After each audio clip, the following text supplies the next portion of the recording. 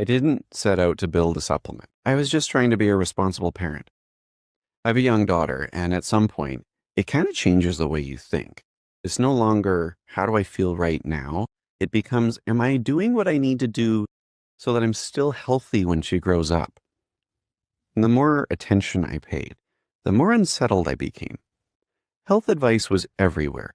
Eat better, exercise more, cut sugar, fix your hormones, reduce inflammation. And then almost everyone I knew was still tired and in pain and struggling with mood, weight, and focus or energy. Even the people that seemed to be doing everything right were hitting plateaus or slipping backwards. And that disconnect bothered me a lot, because when effort and outcomes don't line up, it usually means that something fundamental is missing. It's like we're missing the map. Recently, something unexpected made that gap even more impossible to ignore.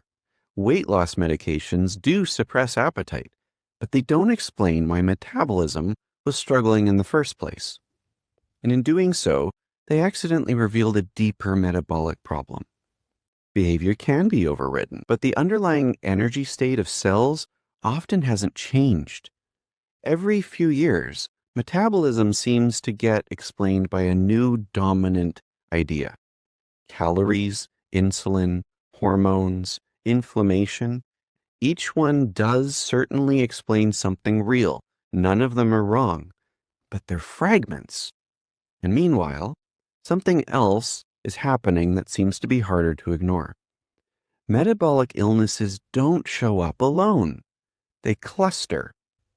Obesity travels with diabetes, fatty liver with insulin resistance, cognitive decline with metabolic dysfunction. Chronic pain, fatigue, and mood disorders all seem to rise together. And that raises a bigger question. Why would so many different problems break at the same time? Animals don't show these patterns, and neither did humans, not 150 years ago. Many things have changed, obviously, but if everything is unraveling together, then something upstream must have shifted underneath all of it. Here's something that becomes impossible to ignore once you study physiology long enough. The body is not fragile. It is unbelievably adaptive. Most of what we complain about starts as a protective response. It's helpful, it's intelligent, it's even elegant. And then the problem then isn't that these systems exist. It's that in the modern environment, some of them just stay switched on permanently because the underlying signal never resolves. And over time, this adaptation turns into dysfunction. One pathway kept showing up at the center of that transition: fructose metabolism. Fructose is handled very differently than other fuels. Glucose is tightly regulated. Fat is tightly regulated. Protein is tightly regulated. They all slow themselves down once cellular energy is sufficient. Fructose doesn't. It enters through a separate pathway, one that seems to be designed to conserve energy aggressively when survival is at stake. And that pathway is ancient, deeply conserved, and it's extremely good at what it does. The problem is not the pathway. The problem is that it's being activated constantly in ways that nature just didn't prepare us for. When fructose metabolism is active, it rapidly consumes cellular energy. It's not enough to cause immediate collapse, but it's enough to change behavior. Cells with low energy become defensive. They start losing flexibility. They prioritize storage. That signals hunger. And that state feels like cravings, like plateaus, like fragility. And that's the moment that everything clicked for me, because most metabolic dysfunction isn't about excess calories or weak willpower.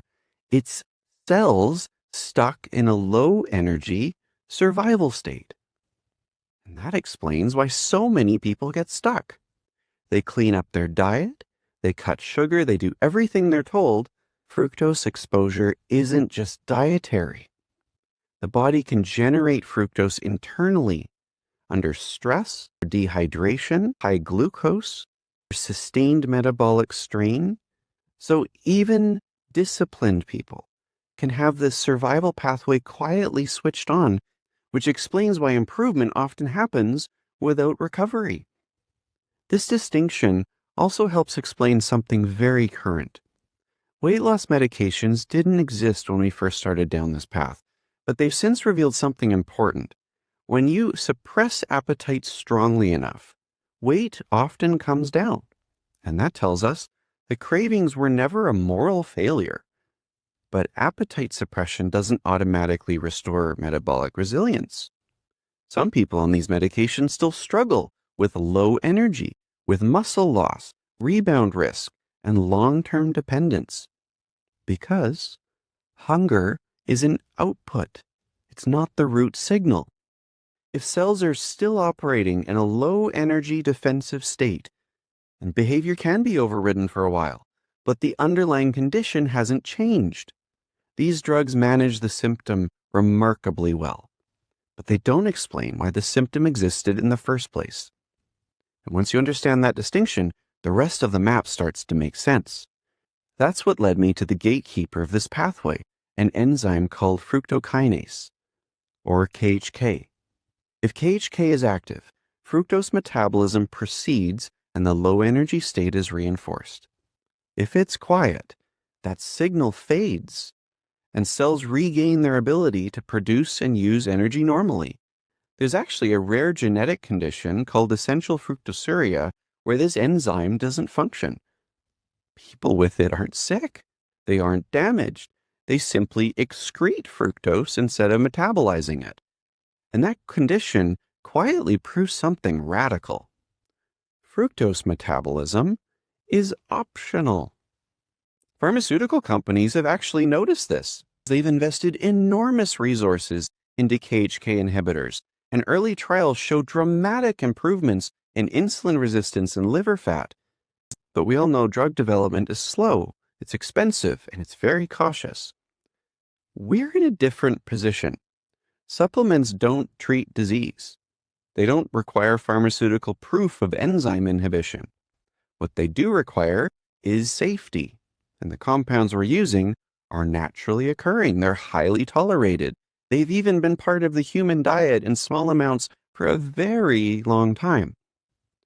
They're also supported by preclinical evidence suggesting that they influence this pathway, and by randomized trials showing outcomes that really closely mirror pharmaceutical KHK inhibition. Beyond the literature, we see something almost every single day.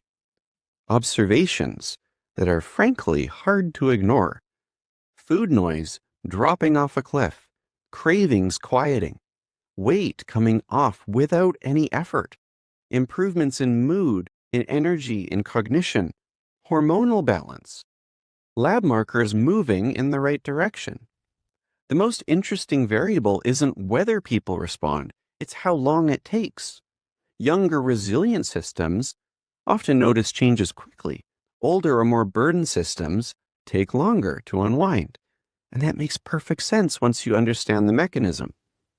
Sugar Shield exists for one reason: to reduce unnecessary activation of a survival pathway that no longer serves us, so that cells can return to a more resilient energy state.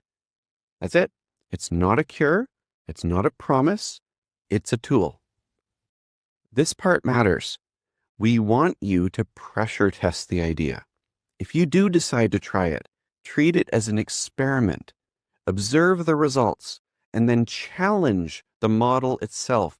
Take it to your doctor, to researchers you respect, to the voices you trust. Because if it's wrong, it should fail loudly. For years, we've actively searched for evidence that invalidates this model. And so far, we've only found confirmation. An idea that sits above calories and hormones and suggests a common lever across metabolic dysfunction deserves intense scrutiny. So please, prove us wrong. Because if we're not wrong, then we're right. And what that would imply about metabolism, disease, and the last century of health advice becomes honestly hard to wrap your head around.